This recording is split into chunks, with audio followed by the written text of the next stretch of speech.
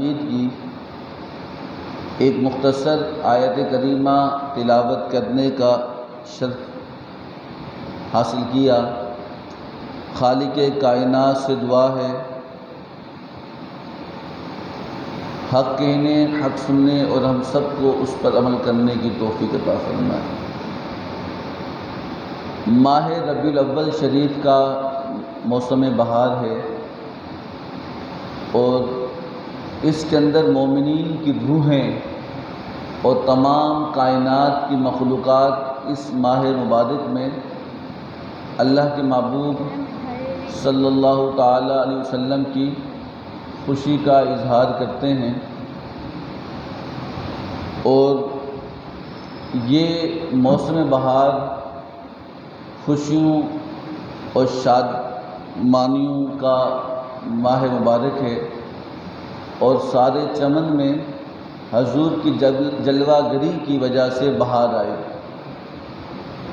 شرق و غرب تک اگر نظر دوڑائیں کہ ہر چیز اور ہر مخلوق اور ہر جاندار، ہر نباتات اس موسم بہار میں اگر انہیں قوت گویائی دی جائے تو وہ چیخ چیخ کے کہیں کہ لوگوں تم کتنے خوش نصیب ہو کہ رب تعالیٰ نے تمہیں اپنے محبوب مکرم صلی اللہ تعالی وسلم کا امتی بنا دیا ہے۔ اور یہ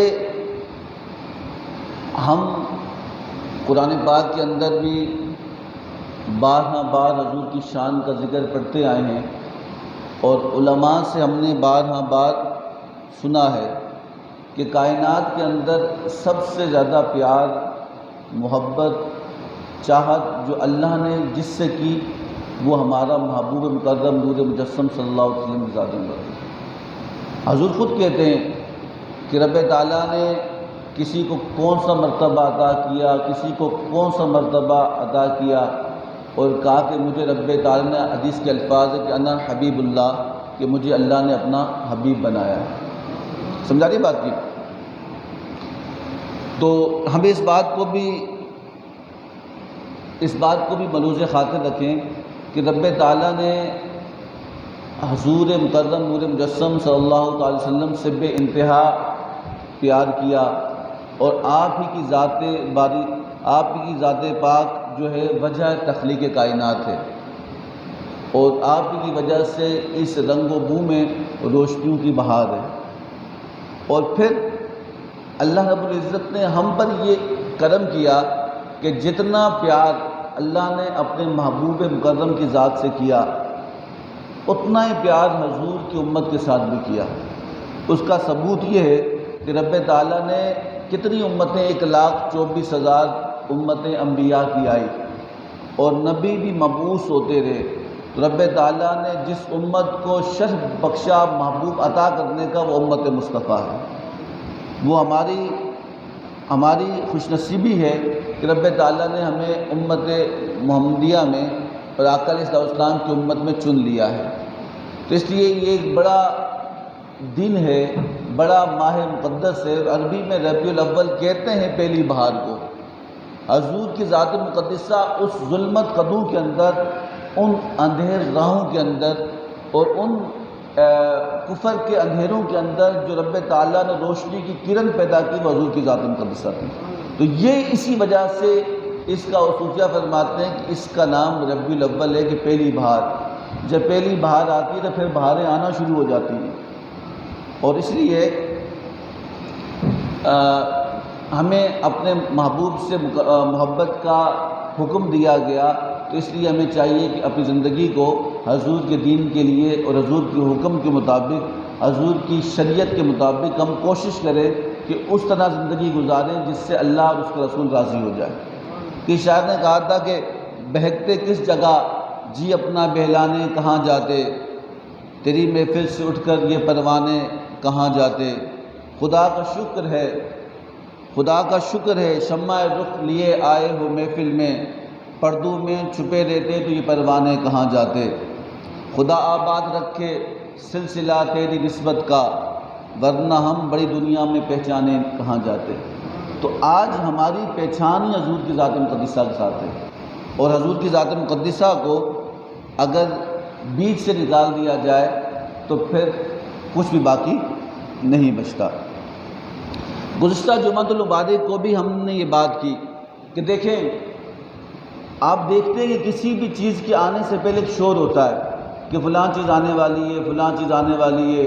بجٹ بھی پاکستان یا کسی ملک میں آتا ہوئے کہتے ہیں کہ اس میں ریلیف ملے گا، بجٹ پاکستان کا آنے والا ہے۔ عید آنے سے پہلے بھی ایسا ہوتا ہے کہ آپ دیکھیں کہ عید آنے سے پہلے ایک شور ہوتا ہے کہ لوگ کہتے ہیں عید آنے والی ہے، کپڑے لے لو، کپڑے سلا لو، جوتے لے لو، سامان خریدو، گھر سجا لو، مہمانوں کے لیے انتظام کر لو۔ ایسا ہوتا ہے کہ نہیں ہوتا؟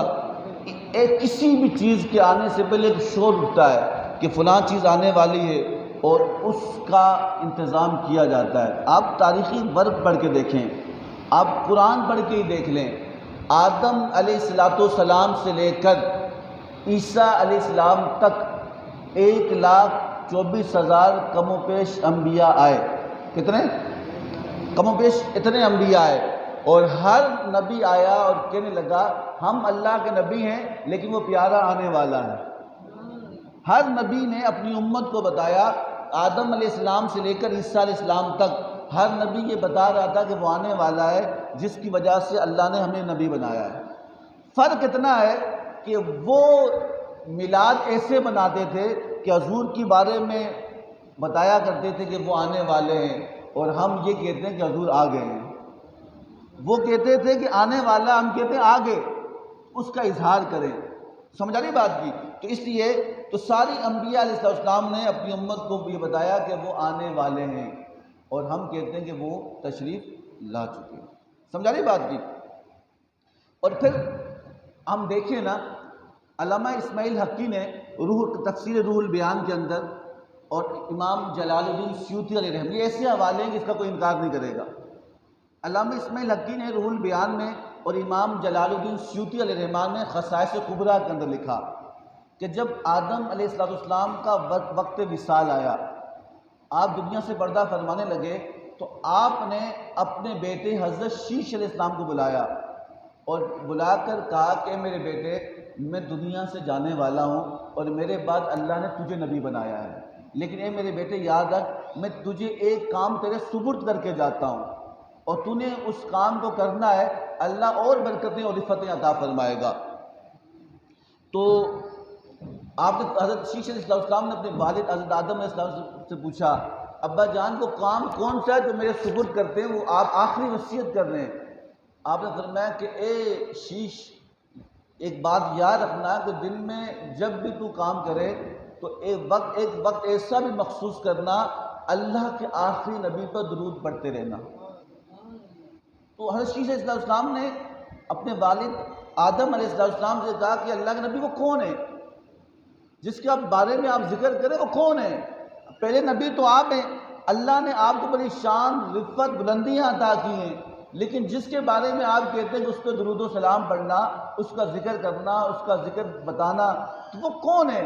تو علامہ اسماعیل حقی نے روح البیان میں تفسیر میں لکھا کہ آپ نے فرمایا کہ اے میرے بیٹے، جب میری جسم میں روح پھونکی گئی اور جب مجھے تخلیق کیا گیا اور میرے جسم میں روح کو پھونکا گیا، اس وقت جب میں نے آنکھ کھولی اور عرش پہ دیکھا تو لکھا تھا لا الہ الا اللہ محمد رسول اللہ۔ تو میں نے خالق کائنات سے پوچھا کہ اے باری تعالیٰ یہ کون ہے؟ نبی تو میں بناؤں، آدم پہلا آدمی میں ہوں، اور لیکن نام یہاں تیرے نام کے ساتھ جنت کی ہر پتی، ہر گوشی، ہر جگہ پہ لکھا ہے کہ لا الہ الا اللہ محمد رسول اللہ۔ تو یا باری تعالیٰ یہ کون ہے؟ تو کہا کہ اے آدم، اگر یہ محبوب نہ ہوتا تو تو بھی نہ ہوتا۔ یہ سادہ سجانا سب کچھ اس کی وجہ سے کیا گیا ہے۔ اسی طرح اگر ہم حضرت ابراہیم علیہ السلام کا ذکر پڑھتے ہیں، انہوں نے اللہ کا گھر بیت اللہ تعمیر کیا، اور بیت اللہ کی تعمیر قرآن کیا کہتا ہے؟ اب قرآن کہتا ہے کہ جب بیت اللہ تعمیر ہوا اور آپ نے اس کی تعمیر کی، حضرت اسماعیل علیہ السلام پتھر اٹھا کے لاتے، حضرت ابراہیم علیہ السلام اس کی دیواریں تعمیر کرتے، اور جب اللہ کا گھر بن گیا اور اللہ کا گھر جب تعمیر ہو گیا، تعمیر ہونے کے بعد آپ نے دعا کی۔ کیا کیا؟ آپ بھی تو نبی ہیں نا، آپ بھی تو خلیل اللہ ہیں، آپ کے بیٹے اسماعیل ذبیح اللہ، اتنا بڑا لقب اللہ نے انہیں عطا کیا ذبیح اللہ کا، لیکن جب خانہ کعبہ تعمیر ہوا اور اللہ کا گھر، اللہ نے کہا میرا گھر تعمیر کرو، اور پھر اس کو تعمیر کرنے کے بعد مجھے بتاؤ، آج اگر ہم دنیا کے معاملات کو دیکھیں، اگر آج کوئی سکا باپ بھی اپنے بیٹے کو گھر بنا کے دیتا ہے، وہ کبھی نہ کبھی تو اپنے بیٹے کو جتلاتا تو ضرور ہے کہ بھائی اس کی اپنی بہو کو کہتا ہے کہ بڑے بڑی باتیں نہ کر، جس گھر میں تو رہتی ہے تیرے شور کا نہیں، میں نے بنا کے دیا ہے۔ کبھی جب اپنے پوتوں سے بھی کہتا ہوگا گھر میں نے بنایا، بھائی کیا گیا ہے تم لوگوں نے، کہیں گھر میں نے بنایا ہے اور تجھے اپنے بیٹے کو دیا ہے۔ تو جب اللہ کا گھر، قرآن پڑھ رہا ہوں قرآن، جب اللہ کا گھر بیت اللہ تعمیر ہوا اور اسماعیل علیہ السلام اور ابراہیم علیہ السلام نے اسے تعمیر کیا، تو پھر قرآن کہتا ہے کہ پھر انہیں دعا کی ربنا وابعث فیہم رسولا، قرآن کہہ رہا ہے ربنا وابعث فیہم رسولا، یا کہا کہ اے محبوب، اے باری تعالیٰ، ہم نے اپنا فرض ادا کیا، تو نے کہا گھر بنا بیت اللہ کو، ہم نے گھر بنا دیا، ہم نے گھر بنا دیا، اب تو اے باری تعالیٰ اسے آباد کرنے والا محبوب بھیج دے۔ یہ ابراہیم علیہ السلام کی دعا، ربنا وابعث فیہم رسولا، اے باری تعالیٰ اس محبوب کو مبعوث کر جس کی وجہ سے خانہ کعبہ کی رونقیں بڑھ جائیں گی۔ تو یہ ابراہیم علیہ السلام نے خانہ کعبہ کی تعمیر کے وقت اس کے لیے کیا کی؟ دعا کی۔ اور حضرت عیسیٰ علیہ السلام کے بارے میں کہتے ہیں کہ جب عیسیٰ علیہ السلام کو کمال اللہ نے عطا کیا، کوئی بندہ مر جائے نہ مر جائے، وہ دوبارہ زندہ نہیں ہوتا۔ قرآن کہتا ہے کہ لا یستاخرون الساعۃ ولا یستقدمون، کہ جب رب کا فیصلہ ہوتا ہے تو پھر ایک لمحے کے لیے بندہ آگے پیچھے، ایک ساتھ بھی آگے پیچھے نہیں ہوتی۔ لیکن اللہ کے جو پیارے ہوتے ہیں، اللہ ان سے پیار کرتا ہے تو پھر انہیں کمال بھی عطا کرتا ہے۔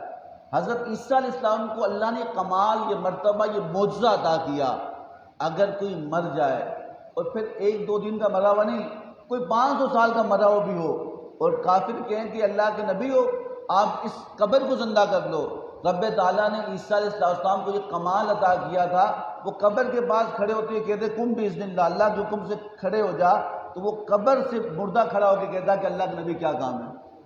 یہ کم مردے کو زندہ کرتے تھے عیسیٰ علیہ السلام، مردوں کو زندہ کرتے، اور یہ کمال عطا کیا، ایک سفید داغ پڑ جاتے ہیں جسم میں، برس کا مرض ہوتا ہے کہ دبے پڑ جاتے ہیں، رب تعالیٰ نے عیسیٰ روح اللہ کو یہ کمال عطا کیا کہ آپ برس کے مریض کو ہاتھ لگاتے تو ایسا لگتا ہے وہ کبھی بیماری نہیں ہوا، اتنا کمال عطا کیا۔ ایک ہوتا ہے اندھا جس کی نظر کمزور ہوتے ہوتے ہوتے ہوتے ختم ہو جاتی ہے، ایک ہوتا ہے مادرزاد اندھا جو ماں کے پیٹ سے ہی آنکھیں لے کے نہیں آیا۔ میڈیکل کے اندر ایسا شخص جس کی نظر کمزور ہو اور شاید اس کے بعد اس کی نظر چل جائے، لیکن جو اندھا ہی پیدا، جس کو رب نے اندھا پیدا کیا، میڈیکل کے اندر اسے آنکھیں نہیں مل سکتی۔ آپ کوئی سے ڈونیٹ بھی کرے گا، عطیہ بھی کرے گا، آنکھیں کا میری لگا لو، پھر بھی نہیں لگ سکتی، اس کا سسٹم اتنا خراب ہوتا ہے۔ لیکن اللہ نے عیسیٰ علیہ السلام کو یہ کمال عطا کیا کہ وہ شخص جو میڈیکلی انفٹ ہے اور اس کا علاج نہیں ہے، رب نے اپنے محبوب عیسیٰ روح اللہ کو یہ معجزہ عطا کیا کہ جب کوئی ایسا شخص ان کے پاس آتا کہ جس کی آنکھیں نہ ہوتی، آنکھوں کی پتلیاں ہی نہ ہوتی، آنکھوں کے ڈھیلے ہی نہ ہوتے، لیکن اللہ کے نبی عیسیٰ روح اللہ اس کی آنکھوں پہ ہاتھ رکھتے تو اس وقت آنکھیں نہ ہوتی، جب ہاتھ اٹھاتے تو اپنی آنکھوں سے دیکھ رہا ہوتا۔ یہ معجزہ عیسیٰ روح اللہ کو عطا کیا۔ کوڑ کا مرض اتنا شدید مرض ہے کہ جسم گلنا شروع ہو جاتا ہے، اللہ معاف کرے، اور اللہ تعالیٰ سب موذی مرضوں سے اللہ ہم سب کو محفوظ کرے، حضور کے صدقے آسانیاں کرے۔ تو کہا کہ کوڑ کا مرض ایک ایسا مرض ہے کہ انسان کا جسم جو آہستہ آہستہ گلنا شروع ہوتا ہے، گرنا شروع ہو جاتا ہے، خراب ہونا شروع ہو جاتا ہے۔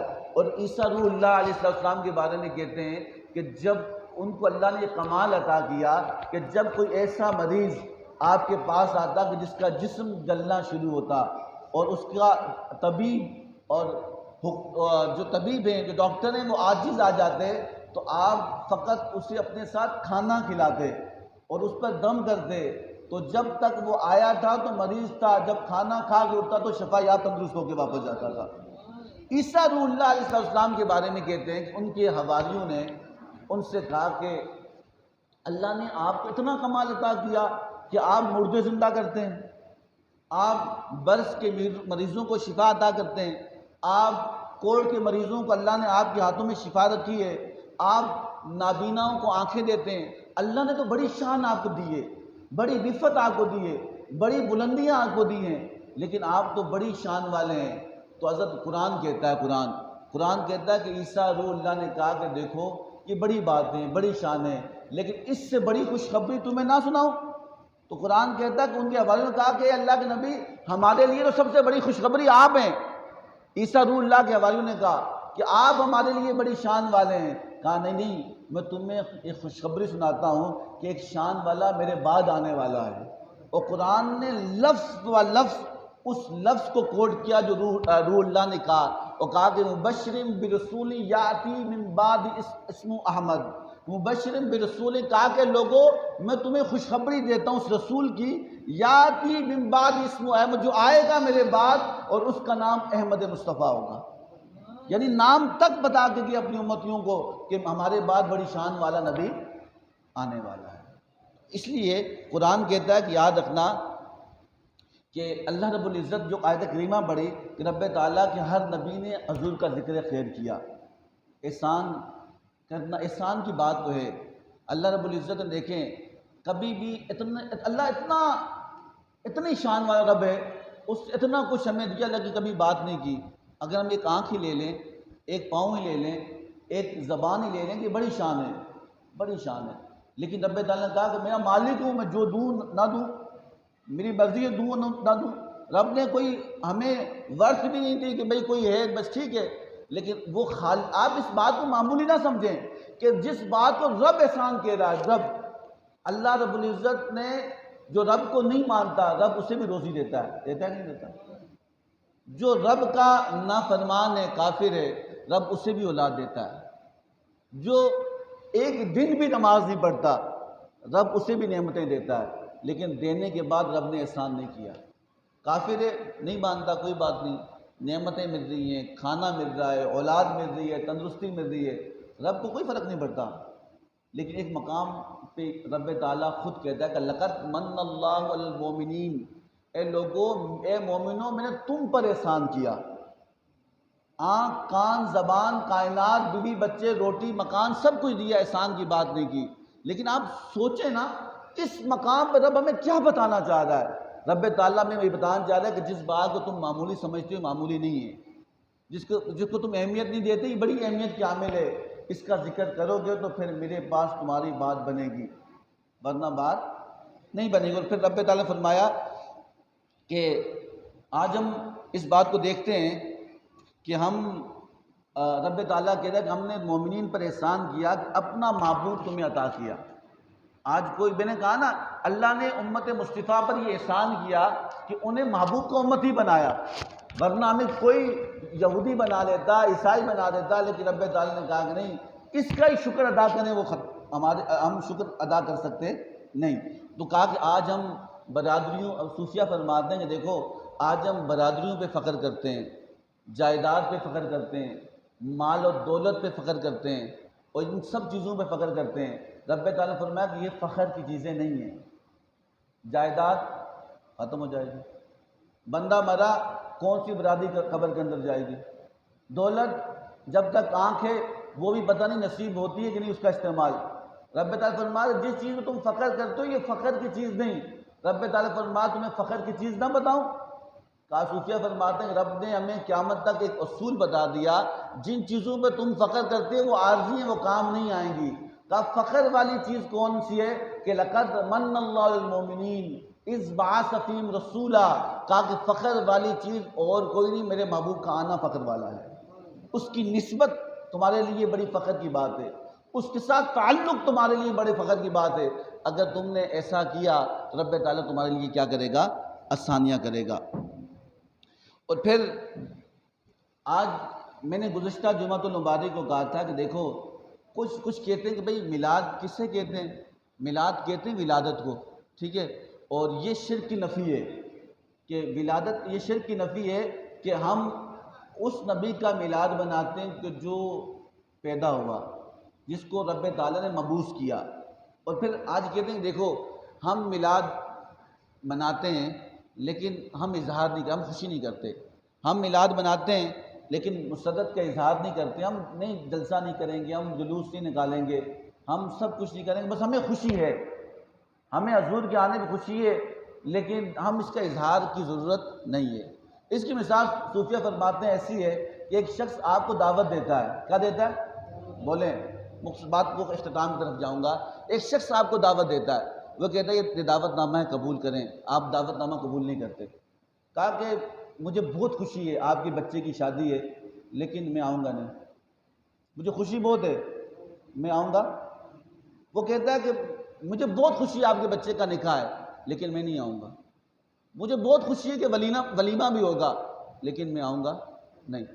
مجھے بہت خوشی ہے کہ آپ کے بچے کی اللہ ایک نیا رشتہ شروع کرتا ہے، لیکن میں آؤں گا نہیں، میں نہیں آ سکتا، میں بس نہیں آؤں گا.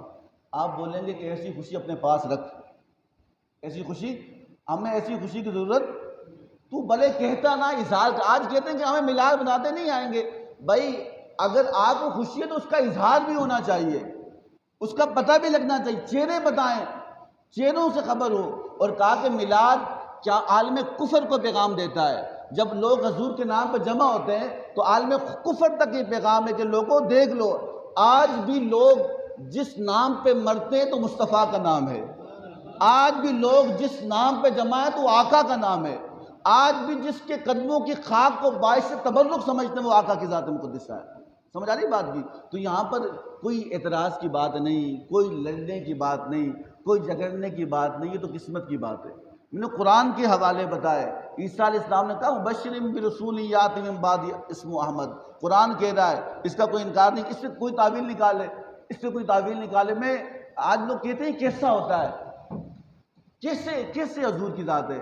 صوفیہ نے اس بات کو مکمل کیا. آپ نے فرمایا کہ بات سنو، میلاد منانا کیوں ضروری ہے. آپ فرماتے ہیں کہ دیکھو، اگر ٹائم کے اندر اگر گنجائش ہے تو ایک واقعہ سنا لوں آپ کو حدیث مبارکہ کا. ایک واقعہ حضرت داہیہ کلبی صحابی روایت کرتے ہیں. آپ فرماتے ہیں کہ میں حضور کے پاس موجود تھا. حضور کے پاس کہاں موجود تھا؟ میرے ساتھ چلنا، یہ آخری حدیث اور ایک واقعہ ختم کروں گا. حضرت داہیہ کلبی روایت کرتے ہیں، حدیث مبارکہ ہے کہ میں حضور کے پاس موجود تھا تو ہمارے پاس ایک شخص آیا، کہنے لگا یا رسول اللہ صلی اللہ علیہ وسلم، میں وہ بدقسمت شخص ہوں کہ جس نے اپنے ہاتھوں سے 100 لڑکیاں دفن کی، زندہ 100 لڑکیوں کو زندہ دفن کیا. میں وہ بدبخت آدمی ہوں. اور کیا اللہ میری توبہ قبول کرے گا؟ آج کہتے ہیں نا میلاد کیوں ضروری ہے. یہ عزتیں، یہ رفتیں، یہ بلندیاں، یہ مقام، یہ رتبے حضور کی وجہ سے ہیں. ورنہ آج بھی آپ کوئی غلام بنے ہوتے، آج بھی آپ منڈیوں میں بیچا جا رہا ہوتا، آج بھی ماں بہن بیٹی کی عزت نہ ہوتی، آج کسی کو کوئی نہ پوچھتا. بھائی اس کی خوشی نہ ہو تو پھر کس کی خوشی ہو؟ اگر کسی کو حضور کے آنے پہ مسرت نہیں تو اس کی زندگی سوائے بدبختی کے اور کچھ بھی حاصل نہیں ہوگا. حضرت داہیہ کلبی فرماتے ہیں، اس نے کہا کہ یا رسول اللہ، میں وہ بدبخت تھا کہ میں نے 100 لڑکیوں کو، معیوب سمجھا جاتا، گندہ سمجھا جاتا، 100 لڑکیوں کو اپنے ہاتھوں سے دفن کیا. لڑکی پیدا ہوتی کہتے ہیں کہ تو ہمارے لیے شرم کی بات ہے. حضور فرماتے ہیں، صحابی فرماتے ہیں کہ جب وہ شخص آیا اس نے کہا کہ میں سفر میں تھا اور میری بیوی امید سے تھی، تو میرے پیٹھ پیچھے میری بیٹی پیدا ہوئی اور میری بیوی نے اسے اپنے میکے میں، سسرال میں چھپا دیا. اور جب میں واپس پہنچا تو میں نے پوچھا تو اس نے کہا لڑکا ہوا تھا، مر گیا، دفن کر لیا. تو میں خاموش ہوا. کہا کہ وہ بچی بڑی ہوتی گئی 5 سال کی ہوگی. اور مجھے جب پتہ لگا کہ یہ میری بیٹی ہے اور مجھے بتایا کہ یہ تمہاری بیٹی ہے تو مجھے شرم آتی تھی بیٹی کا باپ ہونا. کیا؟ بیٹی کا باپ ہونا شرم آتی تھی. تو میں نے اپنی بیٹی، میں نے پہلے 100 بچیاں لوگوں کی ماری تھی. مجھے مشن تھا کہ لڑکیاں ختم کرو، لڑکیاں منوس ہیں، نحوست ہے، یہ زمانہ جاہلیت کی بات ہے. آپ فرماتے ہیں کہ وہ شخص کہتا ہے کہ میں نے اپنی بچی کو لیا اور اس کو تیار کیا. وہ بچی میرے ساتھ کھیلتی، میرے سر پہ ہاتھ رکھتی، میرے سینے پہ چڑھتی، مجھے ابو ابو کہتی. کہا میں اتنا سخت دل ہو چکا تھا، اتنا سخت دل ہوا تھا کہ میں اس بچی کو لیا، جا کے ایک گڑھا کھودا، اور گڑھا کھودنے کے بعد میں نے اس کو اس گڑھے کے اندر پھینکا. اور پھینکنے کے بعد میں اتنا سخت دل ہوا تھا، میرے اندر کوئی ادب، تعظیم، کوئی ہمدردی، کوئی نرمی تھی نہیں. حضرت داہیہ کلبی فرماتے ہیں کہ حضور کی آنکھوں میں آنسو تھے. آپ فرماتے ہیں کہ اس نے کہا پھر؟ کہا کہ میں نے مٹی ڈالنا شروع کی، یہاں تک کہ اس کے یہاں تک مٹی پہنچی، وہ اٹھنا چاہی، اور اٹھ کر جب باہر نکلنا چاہے تو میں نے وہ جو بیلچہ تھا اس کے سر پہ مارا، تو اس کے زخم سے اس نے چیخ ماری، اس کے جسم سر سے خون بہنا شروع ہوا، اور کہا کہ جب اس کا خون بہنا شروع ہوا تو میں نے مٹی ڈالنا شروع کی۔ یہ دائیا کل بھی فرماتے ہیں کہ وہ باتیں کر رہا تھا، حضور رو رہے تھے، حضور کی آنکھوں میں آنسو تھے۔ آپ فرمائیں آج دیکھو یہ میلاد کا برکت نہیں ہے، آج کسی کی بچی گر جائے تو باپ بچی چارپائی سے گر جائے، باپ کو ماں کو پوری رات نیند نہیں آتی کہ میری بیٹی گری ہے کہیں لگی نہ ہو۔ یہ حضور کی برکتیں نہیں ہیں تو اور کیا ہے، یہ حضور کی رفتیں نہیں ہیں تو اور کیا ہے۔ دائیا کل بھی فرماتے ہیں اس شخص نے کہا کہ جب اس کے جسم سر سے خون نکل رہا تھا اور میں بیلچے سے مٹی ڈالتا رہا یہاں تک کہ جب اس کے منہ تک مٹی پہنچی، کہا اس کے الفاظ تھے، اس بچی نے مجھ سے کہا کہ اللہ ظلم بڑھ چکا ہے، تیری پیدائش کی ہوئی مخلوق کو زندہ دفن کیا جا رہا ہے، اے اللہ وہ رحمت والا نبی کب آئے گا، یا اللہ اس رحمت والے نبی کو بھیج دے۔ کہا کہ میں اتنا سخت دل تھا، وہ روتی رہی، مجھے ابا ابا پکارتی رہی، مجھے کہتی رہی مجھے کیوں مار رہے ہو، میرا قصور کیا ہے، مجھے کیا غلطی ہو چکی۔ کہا کہ اسے زندہ دفن کیا۔ حضور رونے لگے، آپ کی آنکھوں میں آنسو تھے۔ آپ نے فرمایا کہ بدبخت شخص نے اتنا ظلم کیا، اور کہا کہ آج میں مکہ سے گزر رہا تھا، ایک صحابی نے آیت پڑھی کہ وَمَا أَرْسَلْنَاكَ إِلَّا رَحْمَةً لِّلْعَالَمِينَ، کہ محبوب ہم نے آپ کو رحمت للعالمین بنا کے بھیجا۔ تو میرے ذہن میں بچی یاد آئی میری، میں نے کہا کہ میری بچی نے بھی رحمت للعالمین پڑھا تھا، یہ کیا ہے؟ اس سے پوچھا یہ کیا ہے؟ اس سے کہا یہ کون ہے جس کی تم بات کرتے ہو؟ تو اس نے کہا کہ ہمارے نبی آ گئے ہیں۔ اس صحابی نے کہا ہمارے نبی آ گئے۔ کہا حضور میں آپ تک پہنچا۔ یہ دائیا کل بھی فرماتے ہیں کہ حضور کی آنکھوں میں آنسو تھے، آپ کی آنکھوں میں آنسو تھے، اور آنکھوں سے پوچھتے ہوئے آپ نے کہا اے بدبخش، تو نے بڑا گناہ کیا، بڑا گناہ کیا، بڑا گناہ کیا، اب تو شرمندہ ہو گیا، اب تیرے اندر ندامت پیدا ہو گئی، اب تجھے توبہ کا خیال ہوا، اب تو توبہ کرنا چاہتا ہے، لیکن ایک بات سن لے، ایک بات سن لے میری، یہ بات سن، آج کسی گھر کوئی بچی ہو وہ سمجھے کہ اللہ کی رحمت اس کے گھر میں نازل ہوئی ہے، اور سن لے یہ اس بات کو بھی، اگر وہ اس سے اچھی تربیت کرے اور اسے اچھے گھر رخصت کرے تو وہ جنت میں ایسا ہوگا، حضور نے مثال دے گی، کہا کہ 2 انگلیاں ساتھ ہے نا، وہ مصطفیٰ کے ساتھ ایسے جنت میں داخل ہوگا۔ سمجھا رہی بات کی؟ تو آپ فرماتے ہیں کہ پھر کہا کہ آپ نے فرمایا کہ اللہ مجھے معاف کرے گا، کہ ہاں جب بندہ مرنے سے پہلے توبہ کر لے۔ حضور نے اس کا ہاتھ پکڑا اور اس نے کلمہ پڑھا اور کہا کہ یا رسول اللہ میں توبہ کرتا ہوں۔ تو بتائیں اس سے پہلے تو عورتوں کو زندہ دفن کیا جاتا، اس سے پہلے تو ماؤں کو منڈیوں میں بیچا جاتا، اس سے پہلے باپ کی کوئی عزت نہ تھی۔ یہ برکتیں کس کی وجہ سے ہیں؟ بولیں کہ برکتیں کس کی وجہ سے؟ اگر حضور کی ذات مقدسہ اگر ہمارے پاس نہیں تو پھر ہمارے پاس کچھ بھی نہیں۔ حضور کے آنے پہ ہمیں خوشی نہیں تو پھر ہمیں کسی چیز کی خوشی حاصل اللہ توفیق نہیں دے گا۔ اس لیے کہا کہ دیکھو ہم کسی سے ملتے ہیں، آخری بات ہے، ہم کسی سے ملتے ہیں، ملنے کے لیے ملانے والا چاہیے۔ کیا چاہیے؟ کہ صوفیہ کی بات ہے، کہا ملنے کے لیے جب تک کوئی ملانے والا نہیں ہوگا تو ہم مل سکتے نہیں۔ میاں شرف پوری علیہ رحمہ بہت بڑے اللہ کے ولی گزرے ہیں، آپ کے پاس ایک عورت آئی کہ لگی کہ میرا بیٹا بول نہیں سکتا، کیا بولیں میرا بیٹا، کہا کتنے عرصے کا، 5 سال کا 10 سال کا ہونے والا، یہ بول نہیں سکتا۔ آپ نے اس کے بیٹے سے پوچھا بیٹا تیرا نام کیا ہے؟ اس نے کہا برکت علی۔ کیا کہا کہ بیٹا تیرے باپ کا نام کیا ہے؟ کہا محمد علی۔ تو آپ نے اس عورت کی طرف دیکھا، میاں صاحب نے، آپ فرمایا کہ تو یہ نام بول رہا ہے، یہ باپ کا نام بول رہا ہے، تو کہتی ہے بولتا نہیں۔ تو اس عورت میں بچہ بھی کوئی بچہ تھا، اس عورت نے اپنے بچے کی طرف پھر کے دیکھا اور کہا بیٹا اتنے سال ہو گئے تو بولتا نہیں، نہ ماں نہ باپ نہ بیٹا، تو ایک لفظ نہیں بولتا تھا، آج کیسے بولا؟ لفظ سن لیں۔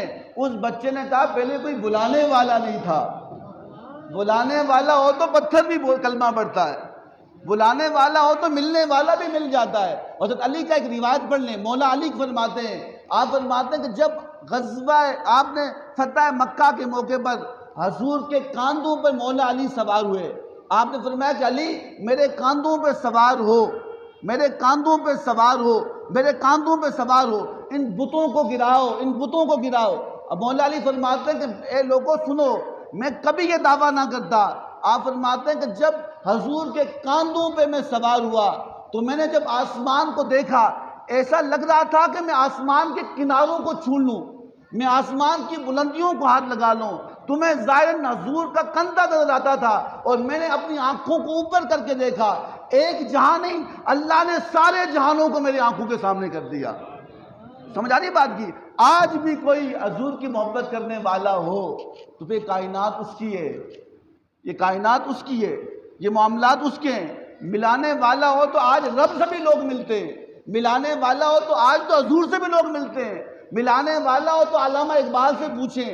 میرے وقت کی قلت ہے تو سمجھ آ رہی ہے؟ تو اس لیے یہ خوشی کا اظہار ہے، اس میں کوئی ناراضگی نہیں۔